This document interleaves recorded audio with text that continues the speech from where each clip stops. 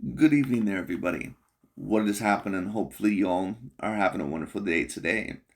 So, when it comes down to it, I thought that I would personally talk about my little fight preview, my fight prediction, and my fight breakdown.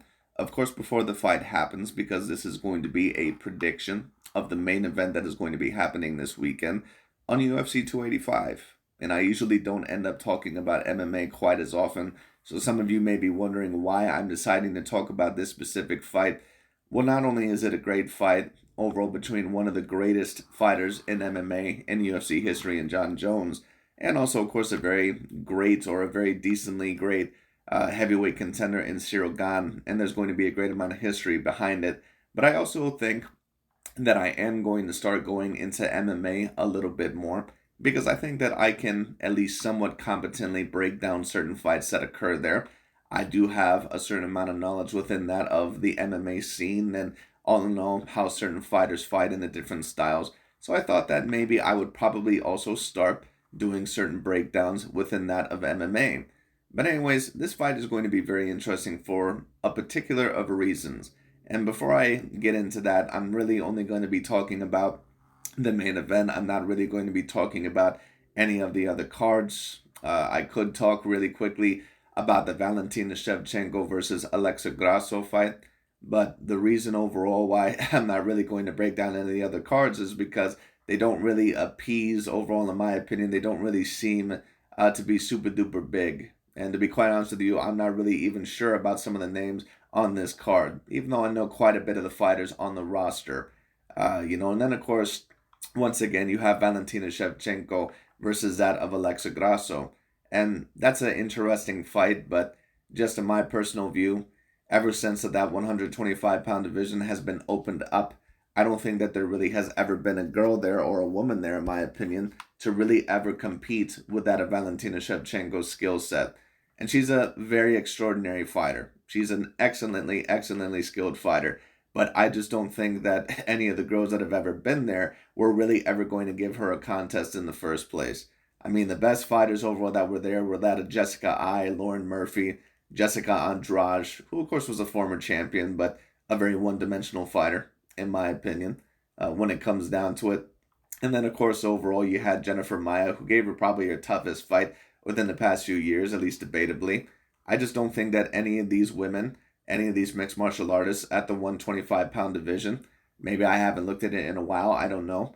But I thought first when she was there that there was going to be nobody to compete with her. And I think that there's no one now to really compete with her.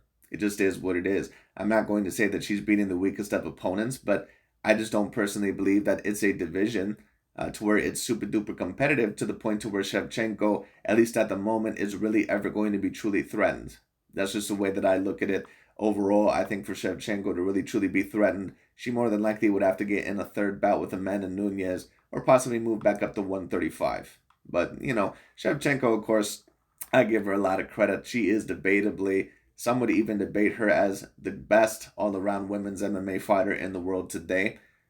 You possibly could debate it if you wanted to. I would say that she's probably second behind that of Amanda Nunes, at least in terms of what she's accomplished. But when it comes down to it, Shevchenko is up there with anybody. And you can really debate, in my opinion, that Shevchenko is the second best women's mixed martial artist really in the world, no matter what company we're talking about. Whether we're talking about Chris Cyborg or, any other women's MMA fighter. Kayla Harrison, I believe, is another one overall in Bellator or maybe PFL. I can't necessarily remember. I believe that Valentina Shevchenko is at the very least, the second best all around women's MMA fighter overall in that of the MMA scene. No doubt about it in my mind. But, anyways, once again, not to digress too much, not to get into that. Now, of course, it's time to talk about the main event between that of John Jones and Ciryl Gane. I ended up doing a fight prediction earlier, but it ended up being 30 minutes long, so I'm going to see if I can shorten it a little bit and maybe summarize it a little bit shorter. But the reason why this fight is so particularly interesting to me, of course, is not just because the history that's behind it, but it's also going to be very interesting, in my opinion, to see how both of these fighters really handle their styles. John Jones, of course, is known as a fighter that overall he can pretty much fight in a multitude of ways, but overall he's able to utilize his very, very long reach and overall his size usually to his advantage. And if that means that he's going to usually fight a little bit more rangy or sometimes on the back foot. That's what he has to do. Now, of course, I've also seen Jon Jones on the front foot before when it comes down to it, but a lot of the times Jon Jones is more of a reactionary counter puncher, and he does it very well because he's an excellent judger of distance. Ciryl Gane overall, he can be a little bit more of an attacker, but he likes to move in and out when it comes down to it with his Muay Thai style. And you can tell that he has a little bit of Muay Thai because he fights very tall when it comes down to it all in all, and just the way that he fights. And that is one thing that Ciryl Gane, in my opinion, is going to have to watch out for in this fight. His chin, a lot of the times, is way too far up in the air. Way too far up in the air. He's going to have to be very careful about that. And Ciryl Gane also is going to have to vary his strikes within this fight. But overall, what do I believe that these fighters will need to do? And personally, in my opinion, just to give you and spill the beans, who do I believe is going to win the fight? I personally believe that Jon Jones more than likely is going to come up victorious in this fight. If Ciryl Gane did end up being the victor in this fight, I wouldn't really be shocked because I think that it's a fight that could be particularly close if Ciryl Gane pulls out the right technique and pulls out the right strategy.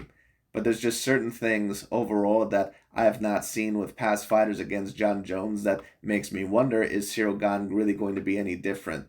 But what do I believe, just to talk about this quickly, what do I believe all in all that Ciryl Gane needs to do in order to beat Jon Jones? Well, if I were going to give him a strategy, if I were going to give him advice, in my opinion, what you really need to do is that you need to vary your strikes. And what you really need to do is that you need to try to go after Jon Jones's legs. You know, a lot of people, all in all, they're so afraid of going to Jon Jones's legs, and they never like to leg kick with him because he's such an excellent leg kicker.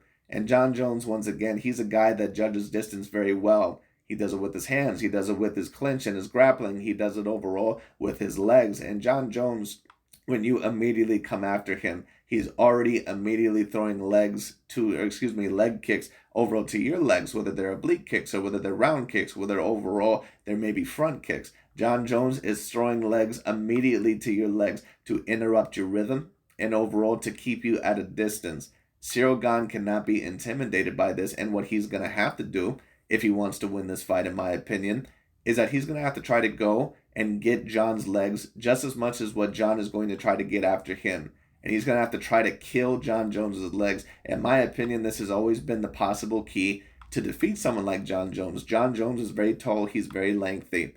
And I think that the way overall to possibly overall, corrupt maybe his rhythm or his maneuverability is to go after his legs. In an MMA fight, kind of like in a boxing fight, you always hear certain people say, well, go to the body because it's like chopping down a tree. Well, a good leg attack in that of MMA, it's almost like a good body attack in that of boxing.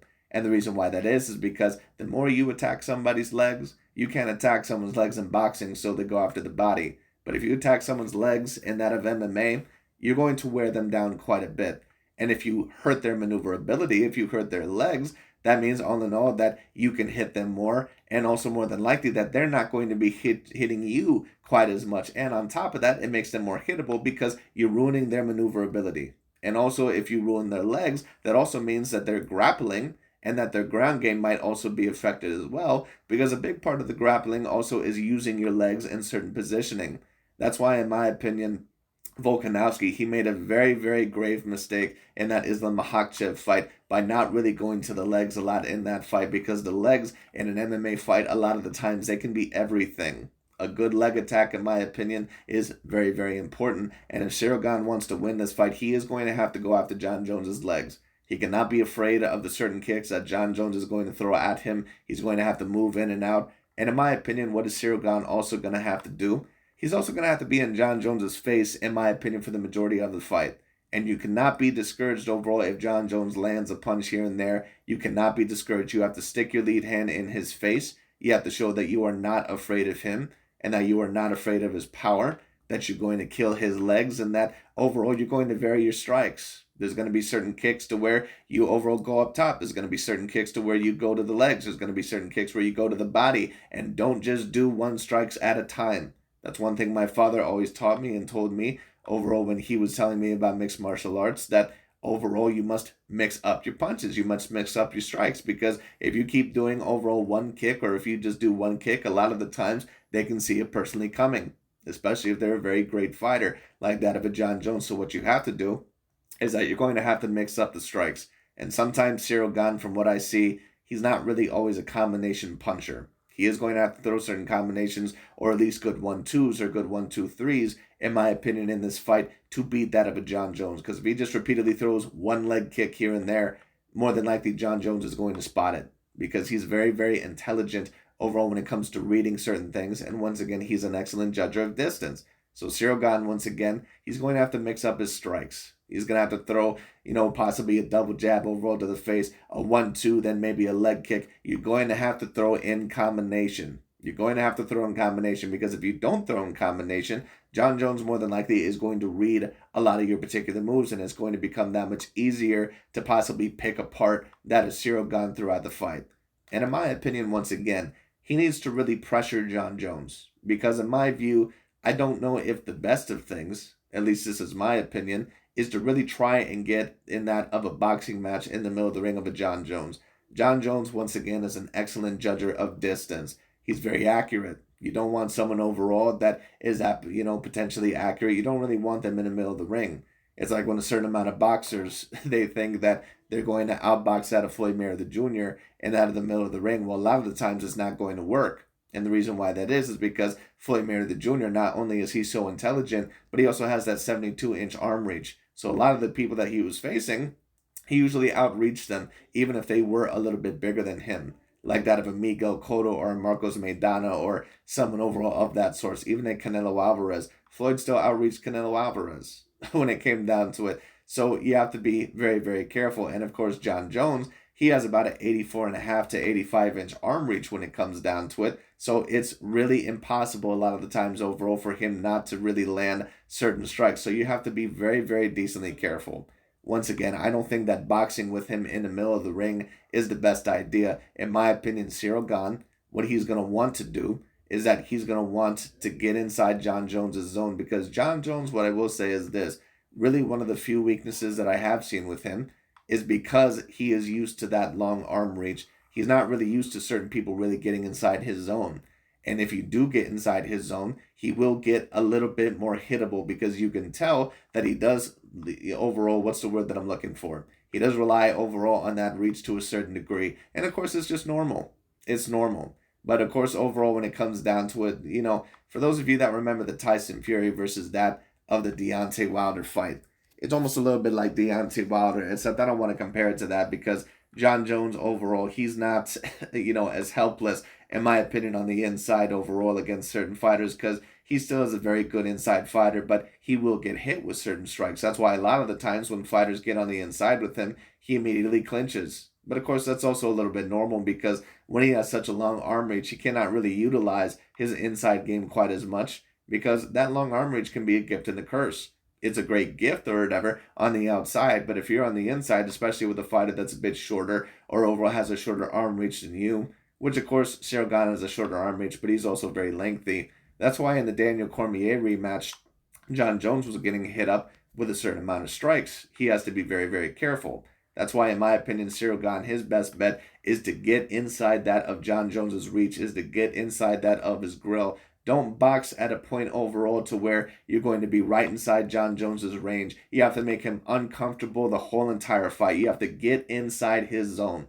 That's what you have to do, in my opinion, overall, because once again, he relies on that reach, and he has that great reach. So if you're able to get certain strikes on the inside and able to get past his reach, which Ciryl Gane should be able to do that because of his size, if he's willing to do that, when it comes down to it, you're going to be able to get some strikes off on him. And Ciryl Gane, in my opinion, is a decently better puncher than that of John Jones. He has very, very great power. John Jones, I don't think has bad power either, but I don't think, all in all, that he necessarily has a great knockout power. He's not someone overall like a Francis Ngannou or a Ciryl Gane, to where usually he's just going to knock you out with one strike. Of course, unless it's a kick, because kicks are usually about 2 times more powerful than that of a punch, at least with full extension.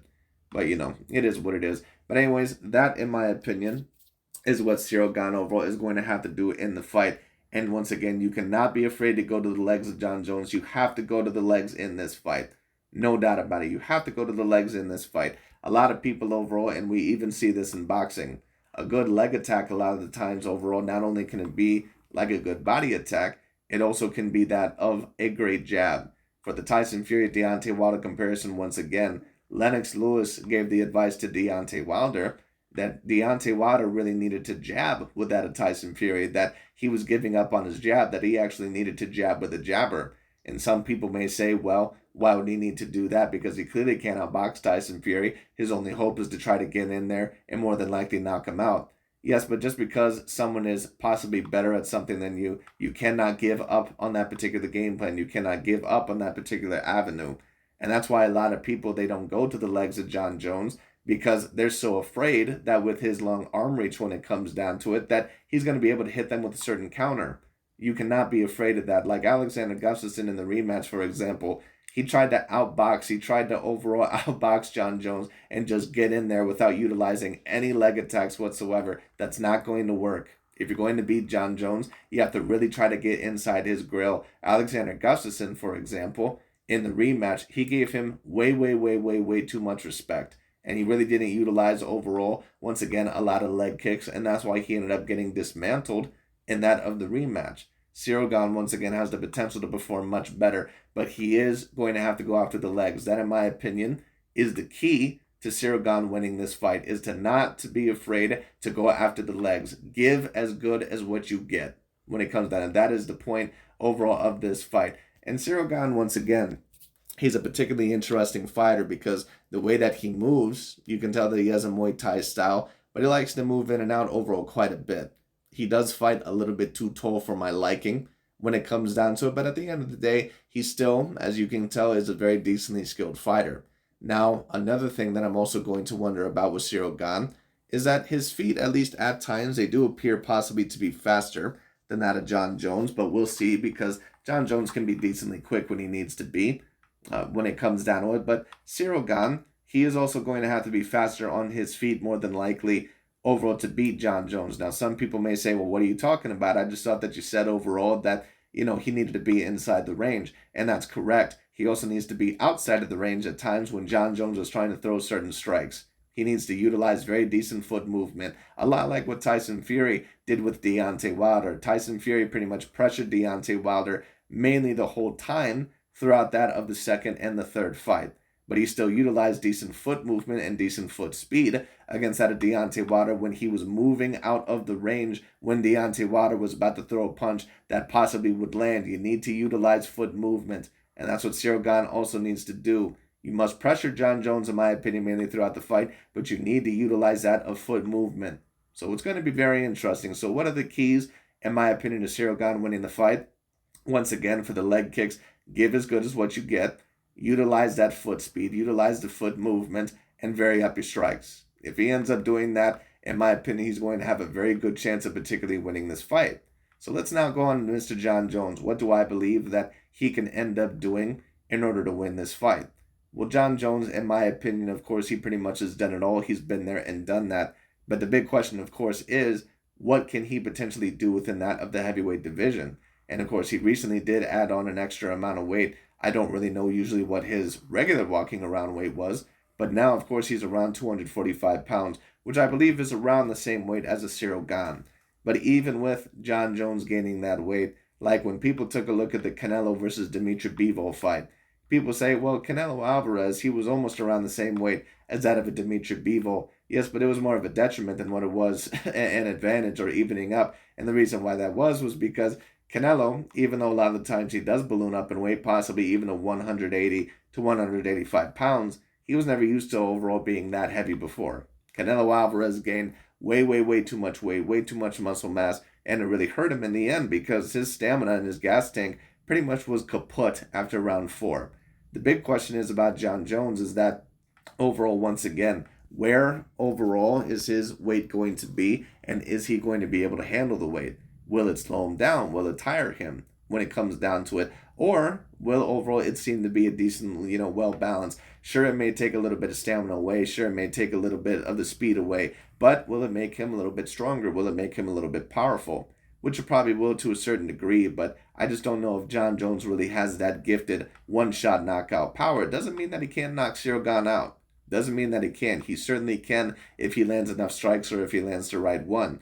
But all in all, John Jones, once again, is going to be very particularly interesting to see how that added weight, if it was a good idea or if it was a bad idea. But John Jones seems to somewhat know what he's doing. We'll see overall if it's a detriment or whether it's a good thing. We'll have to see about that. Because sometimes people, they gain weight thinking all in all that it's going to be something that helps them when really it doesn't, such as Canelo Alvarez against that of Dimitri Bivol. So that's really the first question. How is he really going to handle heavyweight? And he may be about the same weight as that of Ciryl Gane, but Ciryl Gane is an experienced heavyweight, someone overall who is comfortable usually at being at 245. This is a new experience for John Jones. So even though their weight is about the same, expect Ciryl Gane to still have a little bit of that weight advantage. And the reason why I say that is because his movements and his stamina has not been affected, because that's pretty much his natural size. This is not John Jones' natural size. So once again, we're going to see how that personally affects him. That's going to be very interesting. But what other things can John Jones overall do once again to win this fight? Well, regularly, as John Jones does, in my opinion, he's going to have to judge the distance extraordinarily well. Every time a fighter tries to come in on him, he's always doing something. He's always going after the leg kicks, always throwing oblique kicks, front kicks overall, sometimes to the body, sometimes overall, but mainly to the legs. He's always trying to utilize distance very well. And John Jones, in my opinion, he has a very disciplined lead hand. That's one of the reasons overall why he has such a great fight resume, because he has a great lead hand. He's a great judger of distance. If you try to come in on him, a lot of the times he'll use his lead hand to stick within your face, or overall to blind you to set up a certain strike or to set up a certain punch.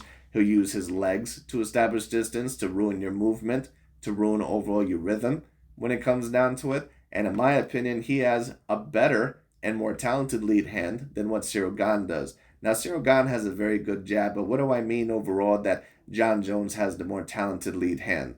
What I mean by that is that John Jones, in my opinion, that he has more weapons in his toolbox with his lead hand than what Ciryl Gane does. Ciryl Gane, he does know how to blind his opponents, in my opinion, with his lead hand, but it's a little bit more of a probing jab. It's a little bit more of a touch-up, jab, really to land something. John Jones not only has a touch jab and a probing jab, he also has a jab to where he can stick it in your face overall for a little bit to set up a certain punch. When it comes down to it, he can use it overall for a distance judger. And in my opinion, John Jones, a big part of the reason why I'm giving him the advantage in this fight is because his lead hand, in my opinion, he has more tools with that lead hand, and in my opinion, it's more disciplined. In my personal view, it's also going to be very interesting to see how Ciryl Gane deals with those leg kicks, which of course John Jones always utilizes, usually first at the beginning of a fight especially, to kind of touch them up overall to make them very uncomfortable. But the big question is this: if those leg kicks overall don't work very early on, and if Ciryl Gane is able to establish distance just as well as John Jones is, what is John Jones overall going to be able to do in order to really even the stakes? Because Ciryl Gane is a decently fast fighter, even for his size. It's going to be very particularly interesting to see what John Jones can do if certain things do not come out to his advantage. It's going to be very, very particularly interesting. Because once again, Ciryl Gane is a very quick and very powerful fighter. And if he does get within that of John Jones' zone, it's going to be very interesting to see what John can do. But John, of course, doesn't just use his hands and his legs overall, at least in terms of striking, to utilize the distance. He also will clinch. And that's also going to be another big question as well. Even with some of the best grapplers that I've seen overall in MMA, John Jones, like Daniel Cormier, for example, he's usually been able to compete with him. And a big part of the reason is not only because of his skill, but also because of his long limbs and his long legs, when it comes down to which certainly helps in out of the ground game, at least at times. But the big question all in all when it comes down to it is that how is the grappling going to work here? Once again, John Jones is not used to being at this weight. And if it does come to a possible grappling contest, I would have to remember how good Ciryl Gane is. Now, of course, I remember him losing the grappling match to Francis Ngannou, but Francis Ngannou had trained, I believe, with that of Kamaru Usman. And on top of that, all in all, Francis Ngannou is a very, very powerful man. He might be the most all-around, most strong man that I've seen really in all the sports, at least debatably. He's up there with anybody. Francis Ngannou is absolutely a freak of nature. So I might give him a slight pass on there. But Ciryl Gane and John Jones, there also is going to be moments to where they're going to try and clinch with each other. And you're going to have to try once again to get just as good or give just as good as you got. Overall, both of these fighters are going to have to do that. They're going to have to throw little hooks on the inside, knees over to the legs, knees to the body. Neither of them can be afraid in the clinch. They're going to have to try to do it. And the big question is that Jon Jones, usually in the clinch up against the cage, usually he has the advantage there. Usually he's the one that's out clinching and out grappling the opponents, usually either on the ground, but especially within that of the clinch, either in the middle of the ring or up against the cage. But the big question is, on the know, can he do that with Ciryl Gane, someone who is an experienced Muay Thai fighter? They usually overall have decent experience within that of the clinch. And when they are in the clinch, they usually have very devastating knee attacks at times overall and other strikes as well. It's going to be very interesting. It's really going to test the grappling and the clinch skills of both of these fighters. It's going to be very particularly interesting. Jon Jones is going to have to really utilize the clinch very intelligently, and he's going to have to try to out-grapple that of Ciryl Gane, in my opinion, at certain moments. Is he going to be able to do that in his first heavyweight fight? We'll see what happens. It's going to be very particularly interesting. But anyways, what do I believe Jon Jones, once again, will have to do? Overall, go to the legs, utilize distance just as you do. There is going to be moments where you're going to have to out-grapple him overall when it comes down to it, or utilize the clinch, and you're going to have to be aggressive. You're going to have to show that you're not afraid of his size and that you're not afraid of his power, which I believe Jon Jones will probably do. But it is going to be very interesting to see, once again, how he handles that weight. It's going to be very particularly interesting. And another thing overall that Jon Jones, in my opinion, is going to have to do when it comes down to it is that he's going to have to be the aggressor in this fight, just as I believe that Ciryl Gane is. Because I believe that if he lets Ciryl Gane be the aggressor, that there's a potential that this fight may very well overall not end up well for Jon Jones. Whoever overall is the aggressor in this fight, I believe overall could be the winner of this fight. But the reason why one fighter will be the aggressor and why the other one isn't is because they can overall judge distance possibly a little bit better, at least on the night. And overall, they're going to be able to utilize certain weapons that the other fighter is not going to be able to over the next one. And that's why a lot of the times in certain fights, there's the aggressor and there's not the aggressor, because there's a fighter that can utilize what they need to do a little bit better than what the other fighter is doing in that of the fight. And that's why sometimes certain fighters that even once upon a time were great aggressors, they even back up against certain fighters because they find out that they're not on the level of that guy. It's going to be very particularly interesting, excuse me, because once again, Jon Jones is an excellent judger of distance. He judges distance extraordinarily well with his legs, with the clinch, and also with his lead hand, with his arms. And of course, he still is going to have the slight reach advantage over that of Ciryl Gane, I believe by about 3.5 to 4 inches. So it's also going to be interesting to see what Ciryl Gane overall is going to do for that. But this is going to be a very particularly interesting fight. I explained overall what both sides, in my opinion, would need to do in order to win the fight. Who do I believe is going to win the fight? I think that Jon Jones, if I had to pick him, I think that more than likely he's going to win by that of unanimous decision. But I would not be surprised at all if Ciryl Gane ended up winning this fight. This is a very particularly interesting fight. And both Jon Jones and Ciryl Gane, they are going to have to utilize what overall they do best. And there's going to be certain moments to where you're gonna get hit with a certain strike, or you're gonna get hit with something that's gonna make you uncomfortable. But a part of a great fighter is to sift through that uncomfortableness and fight back. And you're going to have to. You're going to have a certain amount of courage in that fight. You're going to have to throw sometimes balls to the wall, or you're going to have to show him that I don't care if I get hit with a leg kick or if I get hit with a certain strike. I'm getting inside your zone, and I'm going to land just as good as what you gave me. There's going to be certain moments to where both of these guys are going to have to do that. And once again, Jon Jones, in my view, he's going to have to try to out-grapple Ciryl Gane. He's going to have to try to hope that going up against the cage and out-clinching him and landing overall to the legs, stomping the feet possibly, and overall getting there, that, in my opinion, is the strategy for Jon, is to try to overall be the pressure guy, use that lead hand, go for the kicks, make him uncomfortable very early, and then overall, when he gets inside the zone, try to clinch with him overall, try to make him very uncomfortable. Because it did seem like that was a possible weakness, at least slightly, in the Francis Ngannou fight. But we'll see. Because I don't really remember Ciryl Gane clinching with a lot of certain fighters. Usually he's mainly a prober overall that usually likes to outstrike his opponents from that of the outside. Going to be very particularly interesting. And also Ciryl Gane, what he needs to work on is that his head needs to not be so high and his chin needs to not be way straight up in the air. Because that's a big part of the reason overall why he ended up getting knocked down against a fighter like that of Tai Tuivasa. But it is what it is. Anyways, that pretty much is my fight prediction, my fight breakdown.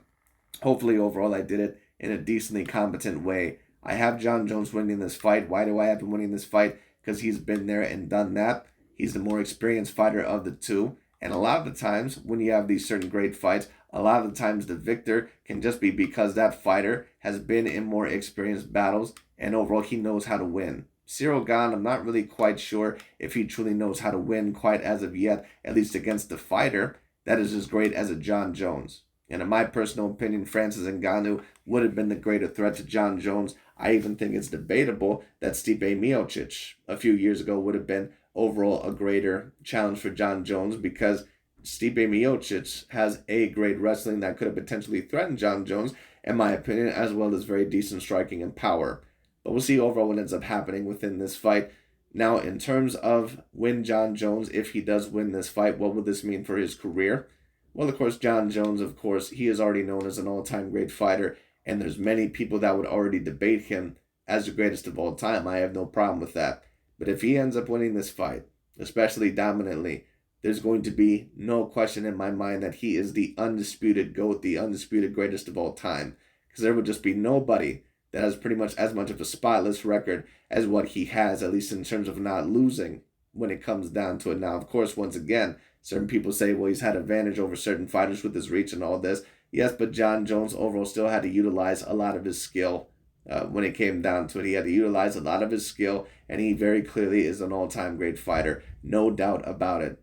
And if he ends up winning this, he will clearly be the undisputed greatest fighter of all time. No doubt about it. No doubt about it. Right now, I think that John Jones, George St. Pierre, Anderson Silva, and maybe if you want to put him there, Khabib Nurmagomedov are all in the same conversation. And some people may say Khabib Nurmagomedov. Why would you put him in the conversation? Because he has nowhere near the same amount of title defenses. What I'll say is this, and if you don't put him in that conversation, that's fair. I really don't mind it, but what I also will say is this. I've never seen a fighter that has ever been as dominant in the UFC octagon as what Khabib Nurmagomedov was. I mean, he was able to take certain fighters, even A-grade fighters, like that of a Gaethje, and like that of a Poirier, and that of a Conor McGregor. He was able to make them look extraordinarily amateur. He was able to make those dominant guys look like absolute children in that of the ring. He dominated them to a degree to where I didn't even think it was possible. Khabib Nurmagomedov, hands down, is the most dominant fighter that I've personally ever seen within that of MMA's history, at least within that of the UFC's history. His wrestling is second to none. And that tells you a lot because there's been a lot of great ground guys, ground specialists, and wrestling artists within that of MMA's history, of UFC's history.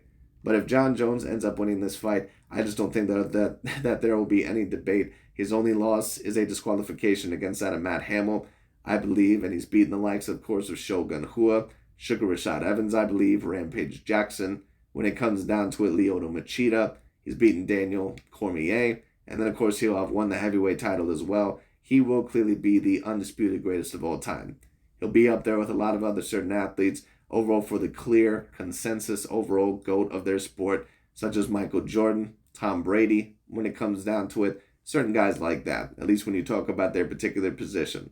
So it's going to be very particularly interesting once again. But anyways, that pretty much overall is about it. We are going to see overall who ends up winning this fight, and it's going to be very particularly interesting because John Jones, once again, usually with his reach and usually with his size, he's able to utilize those certain advantages over certain fighters. And of course, he's been able to beat bigger guys before, but this is going to be a little bit of a different ball game, And that's why when I talk about Lomachenko overall and Devin Haney, that's why I don't usually, have high hopes for Lomachenko beating Devin Haney. Because a lot of fighters are usually too afraid to throw overall with certain fighters that outreached him by 6 or several inches when it comes down to it. Because, especially if they're a great fighter, because they judge distance well enough, and you're afraid that you're always going to get countered if you miss a punch.